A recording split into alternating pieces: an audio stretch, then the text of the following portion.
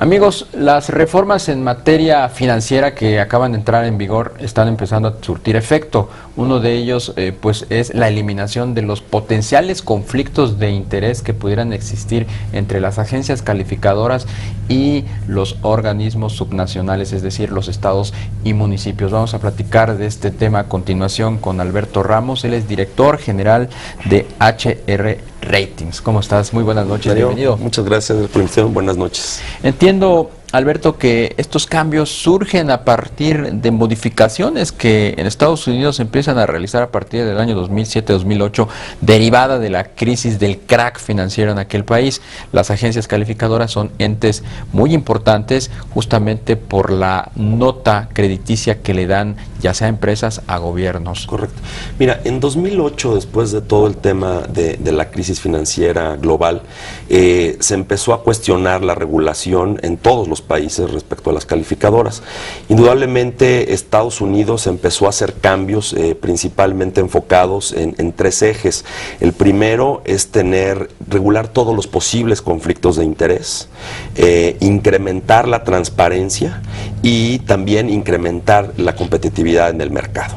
Eso se tradujo también en una nueva regulación en México y bueno, se ha ido mejorando poco a poco y pues cada día se hacen diferentes ajustes a esta regulación. Me quiero ir a los orígenes. ¿A partir de qué momento empiezan a surgir las agencias calificadoras en México y con qué motivo? Mira, las calificadoras surgieron en México tendrán aproximadamente 25 años, 25, casi 30 años. Básicamente lo que se buscaba era que una entidad independiente diera opiniones de calidad crediticia sobre alguna entidad. Puede ser una empresa, pudiera ser inclusive el país, pudieran ser los países. Es algo que ya algunos de mis competidores venían haciendo hace más de 100 años en Estados Unidos, y la idea era que los bancos pudieran identificar niveles de riesgo, qué riesgos corrían cuando ellos prestaban dinero por parte de algún especialista independiente. Ahora entiendo que como parte de estos ajustes y modificaciones que se le hacen a la operación y regulación de las agencias crediticias en los Estados Unidos, México retoma parte también esa tendencia y plasma una serie de nuevas disposiciones en la reforma financiera de finales del año pasado y que se promulgó a inicios de este. Mira, en el caso de la reforma para la circular única de calificadoras, que es realmente el documento que nos rige, ya venían los cambios desde antes de la reforma financiera. Sin embargo, yo creo que continúan. Esto fue desde 2010, empezaron los cambios en la circular única de calificadoras en México y sí, adoptando muchas de las reglas que se venían utilizando, que se venían cambiando en Estados Unidos y también algunas en Europa. Tienes razón, 2010, que es cuando se dio la crisis de la deuda de Coahuila, ¿verdad? Entiendo que ahí se modifica esta circular y se empieza a cuestionar el papel de ustedes, de las agencias calificadoras. Mira, ¿no? Anteriormente los bancos utilizaban las calificadoras independientes, es decir, nosotros, como para determinar sus niveles de reservas con respecto a un X crédito a un estado y municipio. Eso cambió en el 2010. En el 2010 se decidió que los bancos iban a definir sus reservas respecto a los créditos de estados y municipios de una manera, en una fórmula bastante compleja. Básicamente ahora las calificadoras, en el caso específico de estados y municipios, las pide el mercado, las piden los propios bancos para hacer sus propios análisis internos, las piden los inversionistas institucionales en caso de emisiones bursátiles que vayan al mercado, y ese es el uso que realmente se les da el día de hoy. Ahora sí, entremos en materia. A partir del 9 de octubre tendrán en vigor nuevas disposiciones que de alguna manera van a transparentar la relación entre las agencias calificadoras y los gobiernos y municipios, los gobiernos estatales y municipios. Mira, siguiendo esta política de tener menos conflictos de interés o los menos conflictos de interés posibles entre calificadoras y entidades, la nueva regulación, a partir, como bien mencionas, en octubre, tenemos tres nuevas limitantes.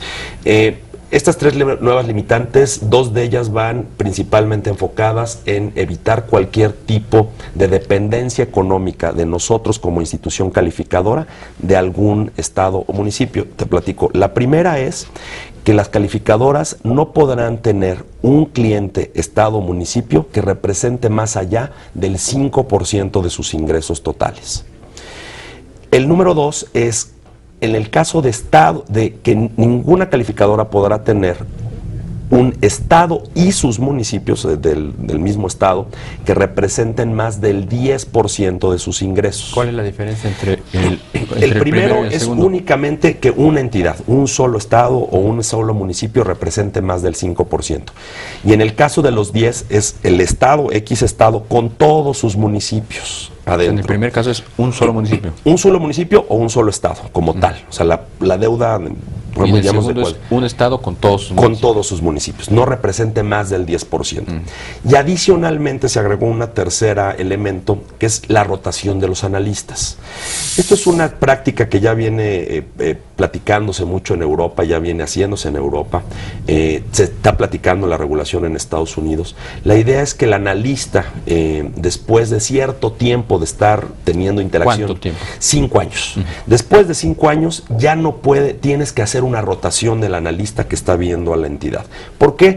Porque esa relación humana que se hace, la idea es que se vea, que no genere conflicto de interés en algún momento. Dime una cosa, Alberto, las disposiciones que están ya en vigor, que están entrando en vigor, ¿cómo ubican a México en el contexto de las demás prácticas para las agencias calificadoras? Mira, en mi opinión, las ubica como en un primer nivel. La verdad, México tiene una regulación para calificadoras muy activa que ha estado cambiando y siendo constantemente mejorada desde antes de 2010 y yo te podría decir que es probablemente de las más claras y mejores del mundo. ¿Eso a quién beneficia independientemente al sistema financiero como tal? Yo creo que beneficia al evitar cualquier posible conflicto de interés, que las calificadoras hagan su trabajo bien en un marco regulatorio muy claro y muy transparente. ¿Qué otros temas relacionados con la reforma financiera impactan, ya sea directa o indirectamente, el desempeño de las agencias calificadoras? Mira, yo creo que el tema principal va en el tema más indirecto. El directamente es en este caso muy específico. Probablemente veamos más cambios en el futuro, en la circular única, no lo dudo. Pero también el tema de la reforma financiera yo creo que permite a que el mercado se abra más, que podamos tener nuevos participantes en el mercado, tanto en el segmento de calificadoras como también gente que llegue al mercado financiero, tanto al bursátil como al mercado de deuda, gente que probablemente no tenía acceso anteriormente a estos mercados y que pues para eso estaremos las calificadoras, para darles servicio. Ya que estás hablando del tema de competencia, ¿son 4 agencias calificadoras las que actualmente tienen el sistema? En la actual hay 5 calificadoras, son 5 calificadoras, 3 extranjeras y somos 2 agencias calificadoras mexicanas. ¿Hay espacio para más? ¿Es necesario tener más? ¿O ya con 5 es... Mira, o incluso ya está saturado el mercado? Mira, yo creo que lo que te puedo decir es un mercado... México es un mercado financiero pequeño.